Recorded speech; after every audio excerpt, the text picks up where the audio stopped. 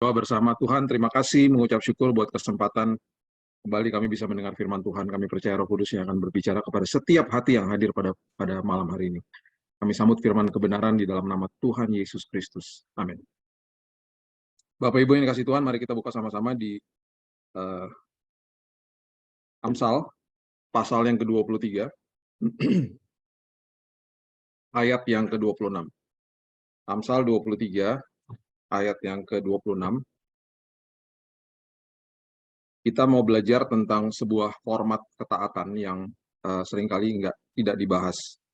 Dan seringkali ketika kita didengungkan firman Tuhan tentang sebuah ketaatan, kita pasti akan berpikir bahwa kita harus melakukan sesuatu yang secara aktif. Betul, betul. Tidak salah dan itu harus dilakukan. Betul. Itulah ketaatan. Jadi yang namanya mengerjakan keselamatan itu adalah working out salvation, bukan working for salvation, tapi working out, sekolah kehidupan, bukan berusaha untuk mendapatkan keselamatan, bukan. Kita sudah diberikan keselamatan. Tetapi ada yang namanya pembaharuan budi, sekolah kehidupan, ya, mengerjakan keselamatan itu artinya itu. Ada satu sisi lagi dari sebuah ketaatan yang mungkin jarang dibahas, atau mungkin saya nggak pernah dengar ada yang bahas, dan itu akhirnya banyak jemaat yang akhirnya hidupnya tidak menikmati perjalanan sama Tuhan. Saya sudah 25 tahun pelayanan mimbar dan ketemu banyak jemaat dan banyak sekali yang mengeluh bahwa kenapa Tuhan begini, kenapa Tuhan begitu, mempertanyakan Tuhan. Jadi akhirnya tidak menikmati perjalanan, tidak mengalami Tuhan bahkan akhirnya hidupnya. Ya, dikatakan di ayat 26 dikatakan, "Hai anakku, berikanlah hatimu kepadaku." Berikan hatimu itu berarti bukan sekedar kita hidup taat, tapi kita harus mengerti memberikan hati kepada Tuhan itu, mengerti bahwa ada sesuatu yang justru Tuhan mau berikan kepada kita. Jadi kita berikan hati kepada Tuhan karena ada sesuatu yang Tuhan mau berikan untuk dimasukkan ke dalam hati kita, gitu ya. Ketika kita memberikan hati kita kepada dunia, akhirnya yang terjadi adalah kita akan tenggelam. Contohnya seperti sebuah kapal, ya. Kapal itu dia ada di tengah-tengah air. Dia tidak tenggelam karena air tidak masuk ke dalam kapal. Ya. Dia tidak tenggelam karena airnya tidak masuk. Nah, ketika airnya masuk, justru akhirnya kapal itu akhirnya bisa tenggelam. Ya. Hentikan perdebatan, kita kembali.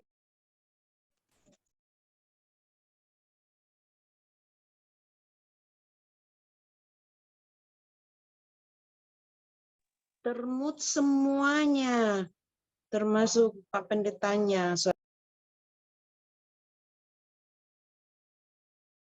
Oh ya, udah ya, bisa dengar lagi ya semua ya. Oke.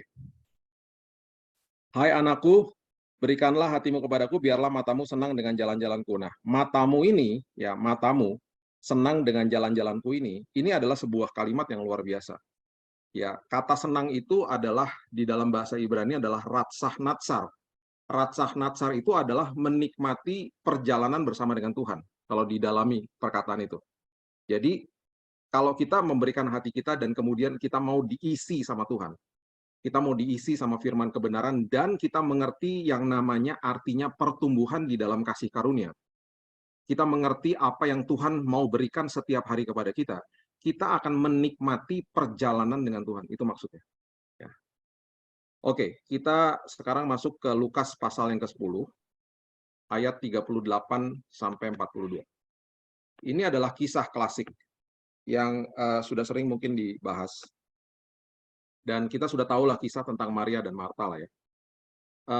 Ini adalah kisah klasik yang sangat-sangat luar biasa, yang Yesus ajarkan tentang sikap hati sebenarnya.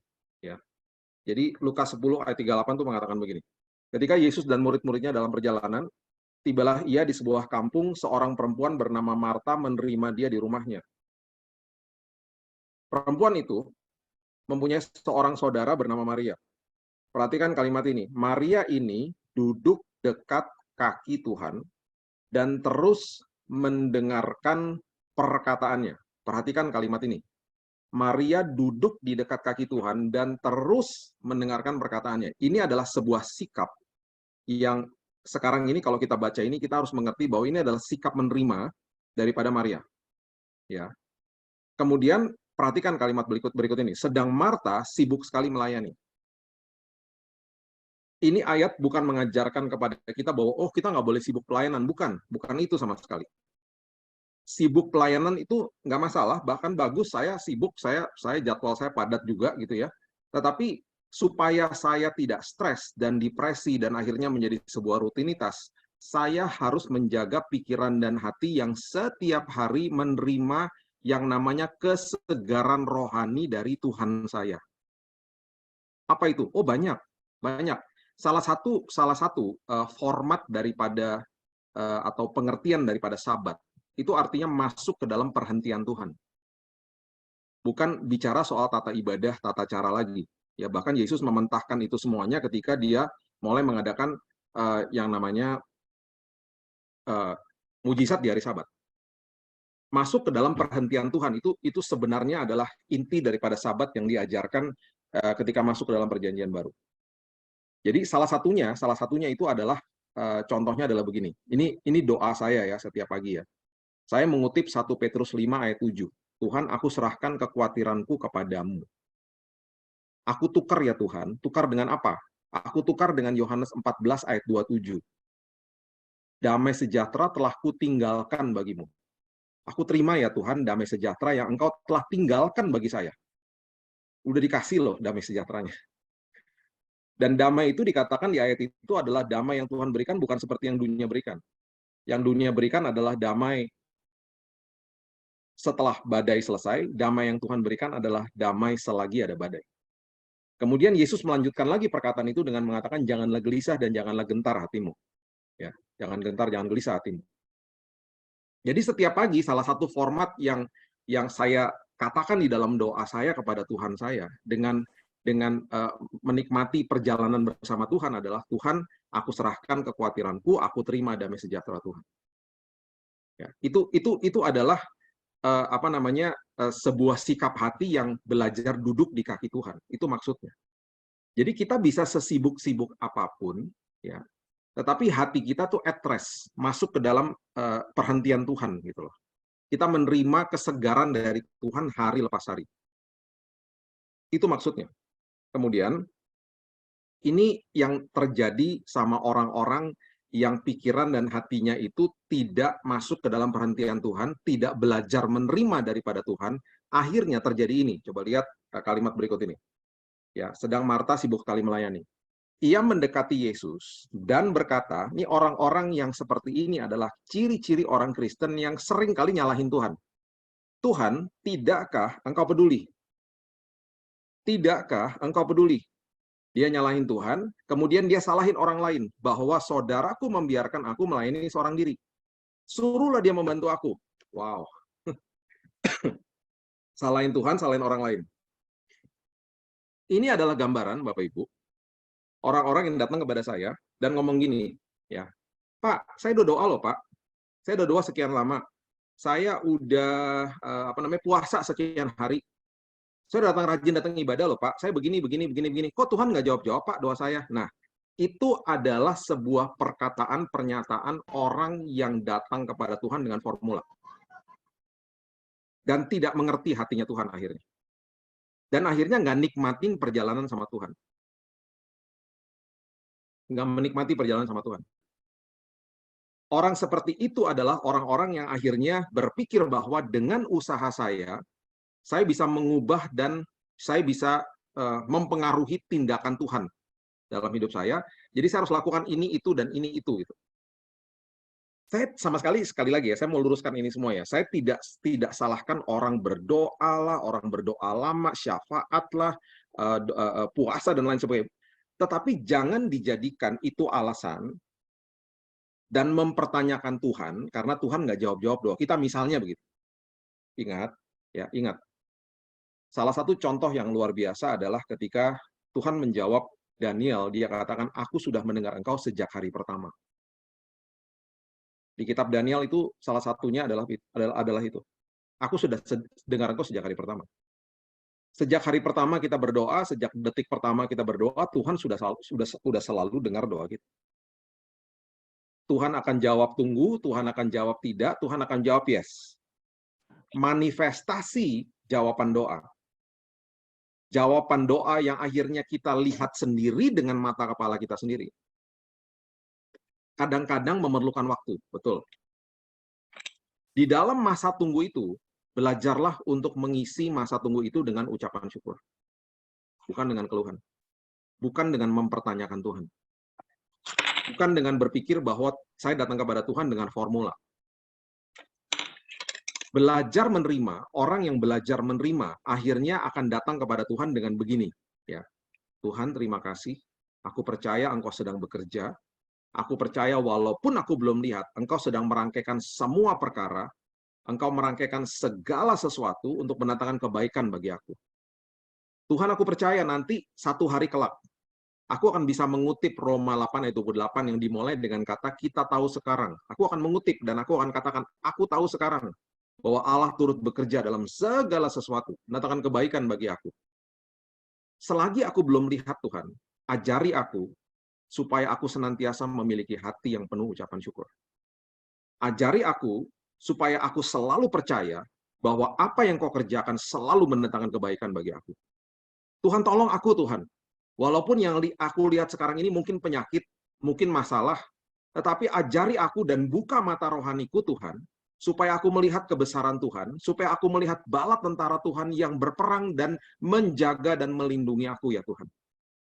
Aku sangat terbatas, Tuhan. Mataku sangat terbatas. Tapi aku percaya, Tuhan, jalan-Mu bukan jalanku. Rancangan-Mu bukan rancanganku, ya Tuhan. Itu adalah doa orang yang mengerti, mengalami, menikmati perjalanan hidupnya sama Tuhan. Walaupun ada masalah, dia dengan sukacita akan terus berdoa dan katakan, terima kasih Tuhan. Engkau adalah Tuhan yang tidak pernah salah. Engkau Tuhan yang sangat berkuasa dan Engkau sangat mengasihi aku. Coba perhatikan dan pikirkan, renungkan prinsip ini. Seringkali di atas mimbar kita didengungkan untuk memberikan yang terbaik kepada Tuhan. Ayo berikan yang terbaik kepada Tuhan, gitu ya. Kita berpikir bahwa kita nyanyinya bagus, kita berikan yang terbaik kepada Tuhan. Kita berpikir bahwa saya kasih perpuluhan, kasih persembahan saya berikan yang terbaik kepada Tuhan. Kita berpikir bahwa saya datang ke dalam ibadah di dalam gedung gereja, saya berikan yang terbaik. Bukan, itu hanya salah satu saja. Sekarang gini ya, bagaimana saya bisa berikan yang terbaik kepada Tuhan dan kepada sesama saya? Kalau saya nggak nerima dan saya nggak merasakan dan saya tidak mengalami yang Tuhan berikan kepada saya. Kalau saya nggak mengalami kebaikan Tuhan kepada hidup saya, bagaimana saya bisa memberikan yang terbaik sama Tuhan dan kepada orang lain? Itu loh maksudnya. Makanya ketika saya didik anak saya, ketika mereka berbuat salah, saya peluk mereka, bukan saya tunjuk-tunjuk.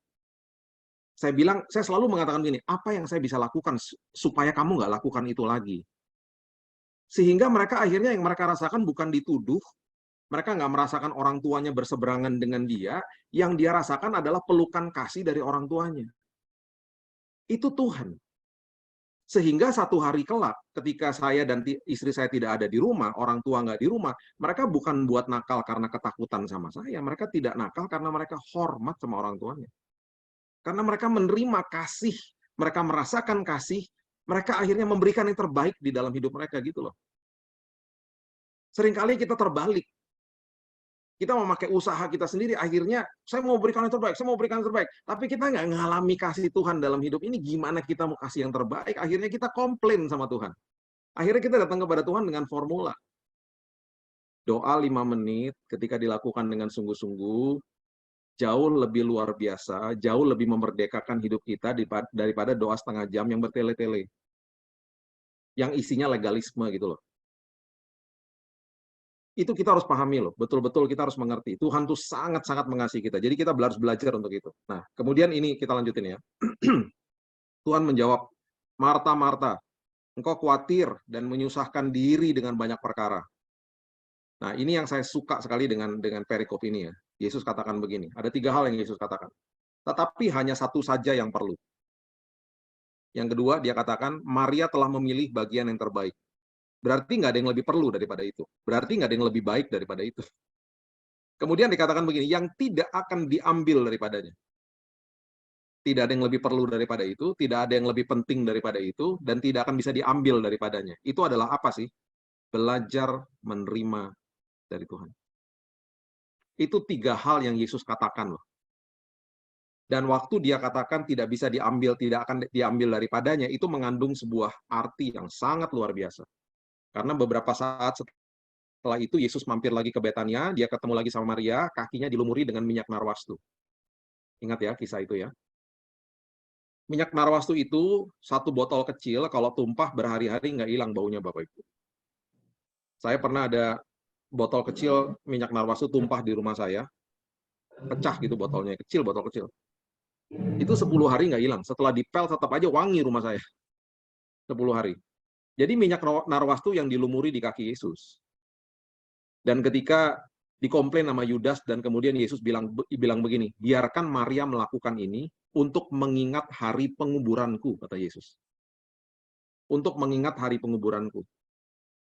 Itu rupanya menjadi sebuah peristiwa yang sangat luar biasa karena beberapa saat setelah itu, beberapa hari setelah itu, Yesus naik ke kayu salib dan rupanya wangi-wangian minyak narwastu itu masih melekat di kakinya. Bapak Ibu ingat ya, ada 3 wanita datang ke kubur Yesus, membawa rempah-rempah dan wangi-wangian dan tidak mendapati tubuh Yesus. Karena Yesus sudah bangkit. Karena saat itu merupakan sebuah kehormatan bagi wanita Yahudi untuk memberikan rempah-rempah wangi-wangian kepada kerabat, saudara, atau teman mereka yang meninggal. Mereka kehilangan kesempatan itu. Rupanya satu-satunya wanita yang memiliki kesempatan untuk melumuri tubuh Yesus dengan wangi-wangian, itu hanya Maria. Dan itulah yang namanya perkenanan Tuhan kepada dia. Itu yang dimaksudkan oleh Tuhan Yesus ketika dia katakan tidak akan bisa diambil daripadanya. Ketika kita belajar terima dari Tuhan, kita akan merasakan dan menikmati perkenanan Tuhan yang mungkin orang lain nggak terima. Kita akan melihat hal-hal besar yang terjadi dalam hidup ini. Kita justru akan melihat hal-hal kecil itu menjadi sebuah hal yang sangat luar biasa karena kita menikmati perjalanan sama Tuhan. Saya banyak mengalami momen-momen kecil dalam hidup saya yang saya bisa terduduk dan bilang, terima kasih ya Tuhan. Beberapa hari lalu, sebuah momen kecil. Dan kalau kita nggak nikmati perjalanan sama Tuhan, kita nggak akan ngucap syukur. Kita akan biasa aja gitu. Saya lagi pulang dari sebuah pelayanan, tiba-tiba saya pengen banget, tiba-tiba di mobil, pengen banget makan roti atau kue lah gitu, sambil ngopi gitu ya. Dan saya baru teringat, aduh iya di rumah saya roti udah habis. Sampai di rumah, tiba-tiba saya lihat di atas meja ada sebuah paket yang dikirim dari teman kami. Saya buka paketnya, di dalamnya ada sebuah kue yang baru saja di baking sama dia dan masih panas. Dan saya segera makan. Itu hal kecil loh. Hal kecil yang akhirnya saya bilang, Tuhan terima kasih ya.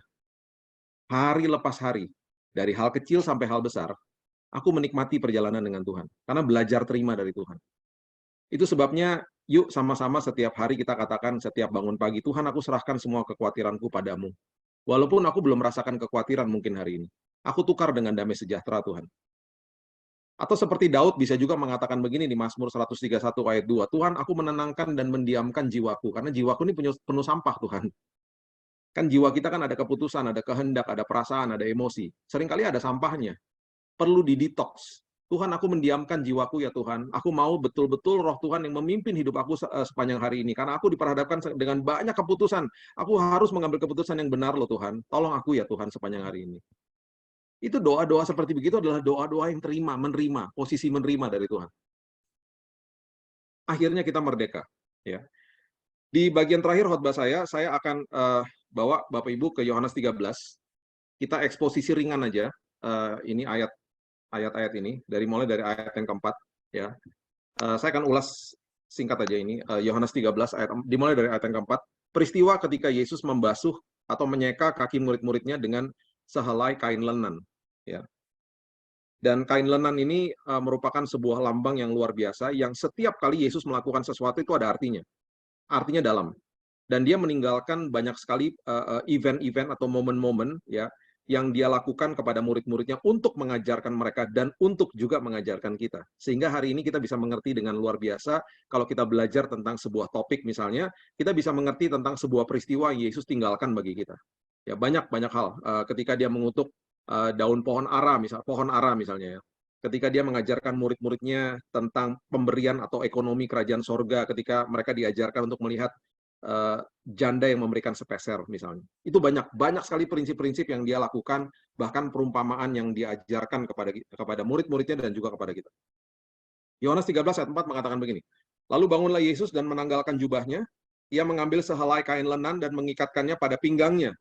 Kemudian ia menuangkan air ke dalam sebuah basi dan mulai membasuh kaki murid-muridnya, lalu menyekanya dengan kain yang terikat pada pinggangnya itu.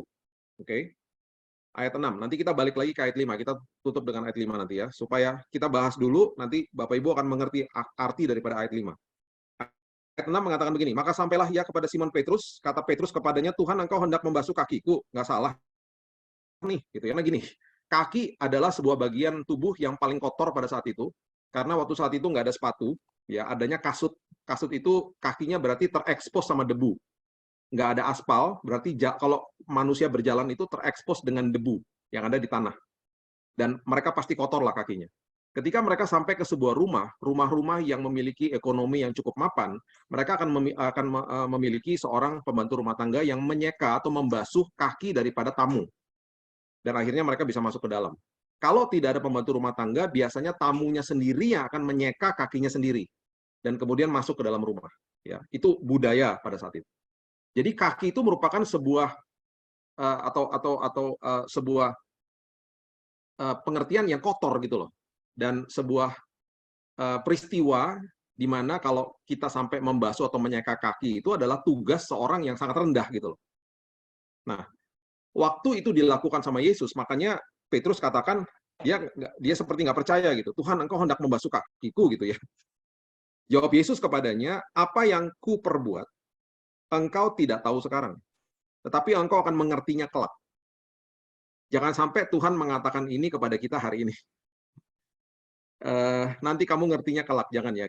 Saya harapkan kita ngertinya sekarang gitu ya. Sekarang kita ngerti apa yang Yesus lakukan dalam hidup kita. Jangan seperti Yesus katakan ini kepada Petrus. Nanti kamu akan ngertinya kelak gitu. Karena memang Petrus itu belum mengerti, banyak pertanyaan lah dalam hidupnya. Akhirnya setelah kuasa kebangkitan, Petrus menjadi salah satu murid yang menggegerkan dunia dengan Injil gitu ya. Ayat 8. Kata Petrus kepadanya, engkau tidak akan membasuh kakiku sampai selama-lamanya. Nah, perhatikan kalimat ini. Jawab Yesus, jikalau aku tidak membasuh engkau, ya, engkau tidak mendapat bagian dalam aku. Bagian dalam aku, seringkali kalau kita membaca ini, mungkin kita mendapatkan pengertian, oh kalau nggak dibasuh sama Tuhan, hati saya, pikiran saya, gitu ya. Berarti saya nggak dapat mendapat bagian dalam Tuhan, berarti saya nggak dapat salvation atau keselamatan. Bukan itu maksudnya. Dalam bahasa Inggris, dengan sangat jelas dikatakan, you have no part with me, bukan in me. With me itu arti bahasa Yunaninya meta. Jadi maksudnya Yesus tuh dia bicara begini, Petrus, kalau aku nggak basuh kakimu, atau pengertiannya pada hari ini, aplikasinya kepada kita semuanya, kalau aku nggak basuh pikiran dan hatimu hari ini, kamu nggak akan punya kesempatan untuk menikmati perjalanan hidupmu dengan aku. Itu maksudnya. Itu maksud kalimat itu. Kalau kamu nggak biarkan aku membasuhmu setiap hari, kamu nggak akan nikmati perjalananmu dengan aku. Oke, kita terusin dulu ya. Ayat yang ke-9. Petrus masih nggak mudeng. Ya, dia kemudian katakan begini. Kata Simon Petrus kepadanya, Tuhan kalau gitu jangan hanya kaki aja deh. Tangan dan kepala juga sekalian aja katanya. Masih nggak ngerti dia. Dan Yesus menjelaskan lagi ayat 10. Kata Yesus kepadanya, barang siapa telah mandi, ia tidak usah membasuh diri lagi. Barang siapa telah diselamatkan, kita sudah diselamatkan sekali dan untuk selamanya dari Yesus sudah mendapatkan keselamatan ya, sekali. Dia lakukan itu sekali, tidak seperti imam besar yang melakukan itu di hari pendamaian setiap sekali setahun, bukan. Yesus lakukan sekali dan untuk selamanya untuk kita, ya. Dikatakan barang siapa telah mandi tidak usah membasuh diri lagi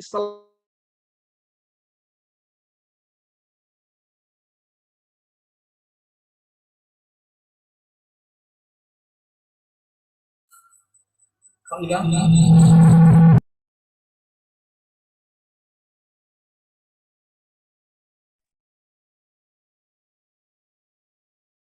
Ke-mute, Pastor.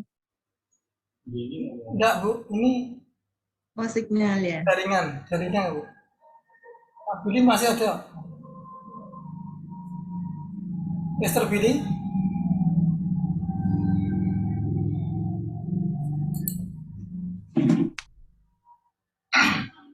Bentar, saya telepon Pak Yan. Ya.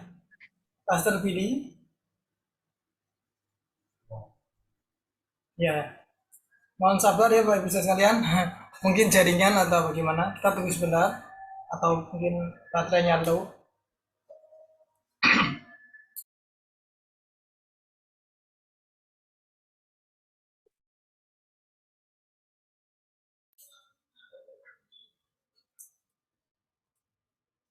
Sebentar lagi dihubungin. Sebentar, tunggu sebentar.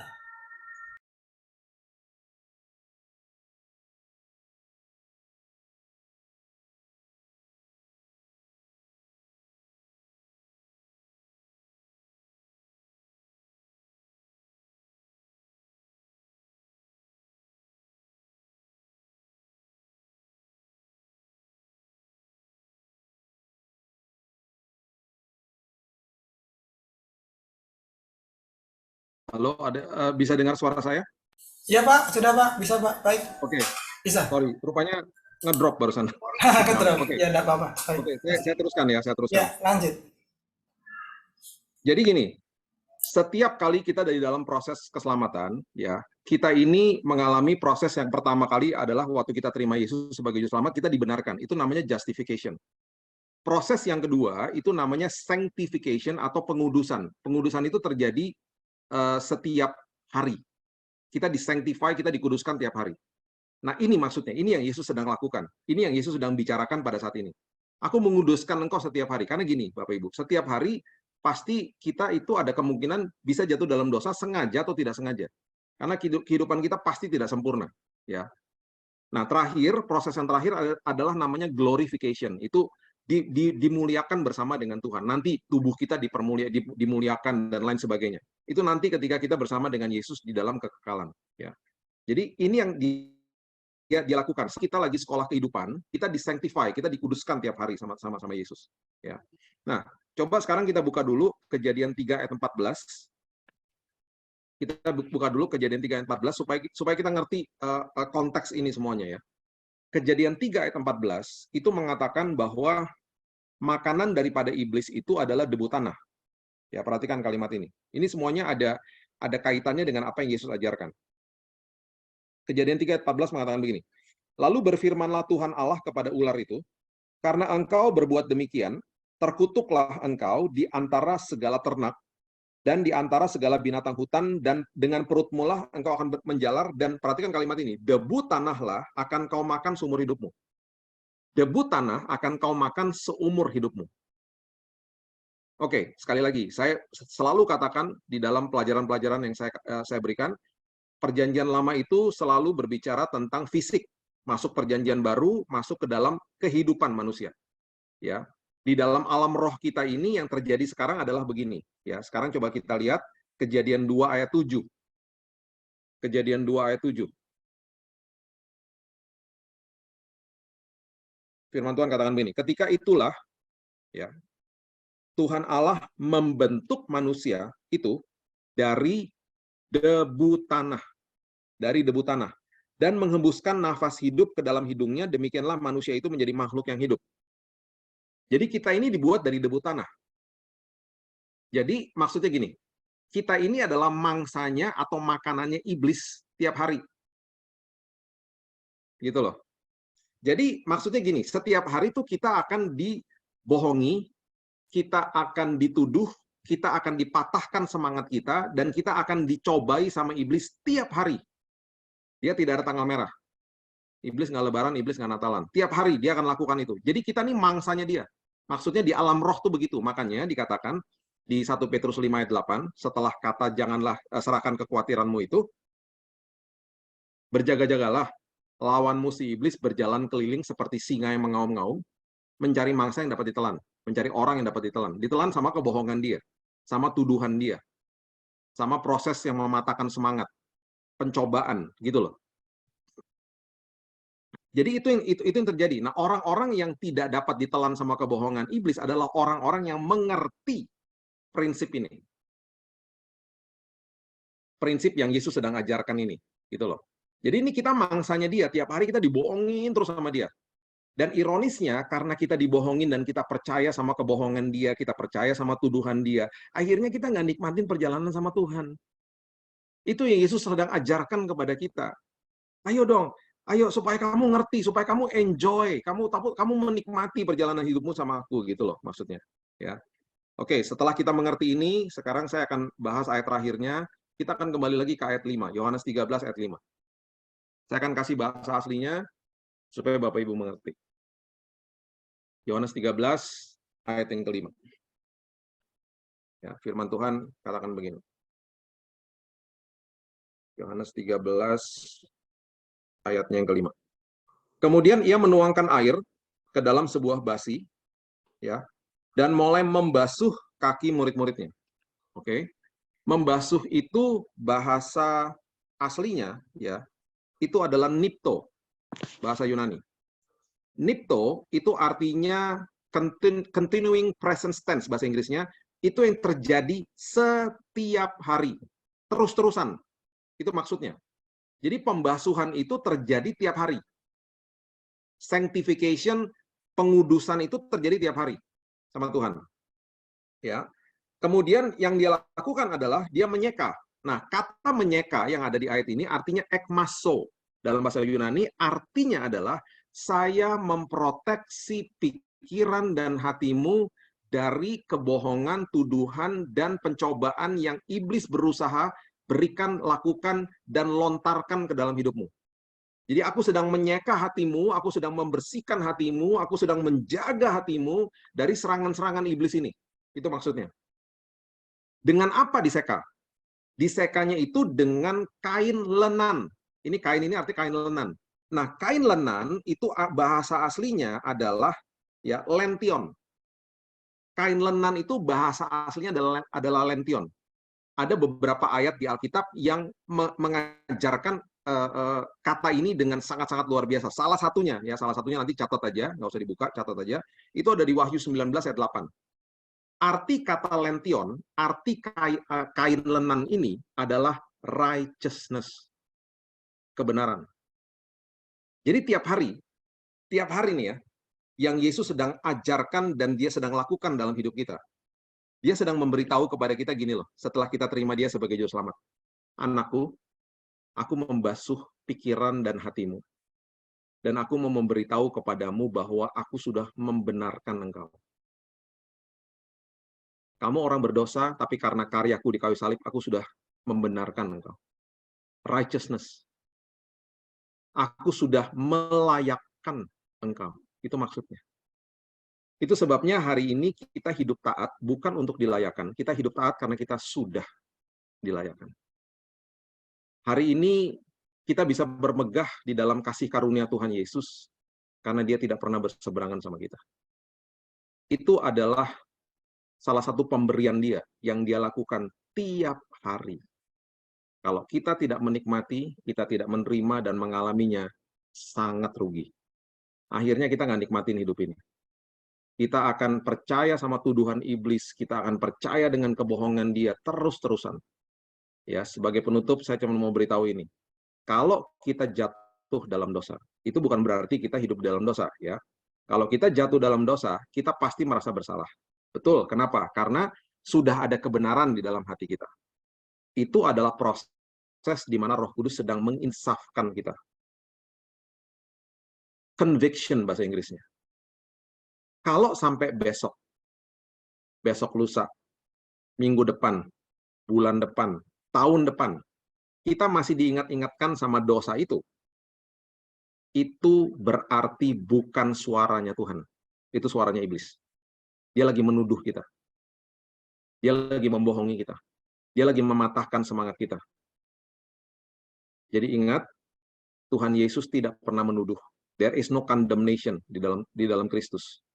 Dia membasuh kok, setiap hari, dan dia hembuskan nafas kebenaran, yaitu bahwa kita sudah dibenarkan dan dilayakkan di hadapan dia. Terimalah kasih karunia Tuhan, dan makin kita menikmati, makin kita merasakan, makin kita menerima, justru kita bisa memberikan yang terbaik. Salah satunya adalah, kalau kita menerima itu, kita akan sangat mudah untuk mengampuni orang lain. Karena firman Tuhan katakan begini, kasihilah sesamamu sama seperti aku mengasihimu. Bukan sama seperti orang itu mengasihi kita, bukan. Kalau kita nggak merasakan dan menerima kasih Tuhan, bagaimana kita bisa mengasihi orang lain? Nggak akan bisa. Nggak akan bisa, dengan kekuatan sendiri nggak akan bisa. Tapi justru ketika kita menikmati dan merasakan dan mengalami kasih Tuhan, justru kita bisa bukan sekedar mengasihi Tuhan saja, kita bisa mengasihi orang lain, bahkan orang yang bersalah kepada kita. Kita akan bisa memberikan the best. Karena kita sudah mengalami dan menerima yang the best juga dari Tuhan. Ya, mari kita berdoa. Bapak, terima kasih mengucap syukur buat malam yang indah ini. Aku percaya firman Tuhan memerdekakan setiap kehidupan, membukakan mata rohani kami, sehingga kami mengerti Tuhan bahwa setiap hari kami dikuduskan oleh Tuhan, kami dibenarkan dan sudah dilayakkan di kayu salib. Dan kami percaya hari ini Tuhan, kami justru mau bertumbuh di dalam kasih karunia Tuhan, seperti firman Tuhan katakan, supaya kami tidak tersesat dan kehilangan pegangan. Di dalam nama Tuhan Yesus, aku sudah berdoa dan mengucap syukur, dan kami sudah menerima firman kebenaran, kita sama-sama katakan. Amin. Saya serahkan kembali. Ya, baik. Terima kasih.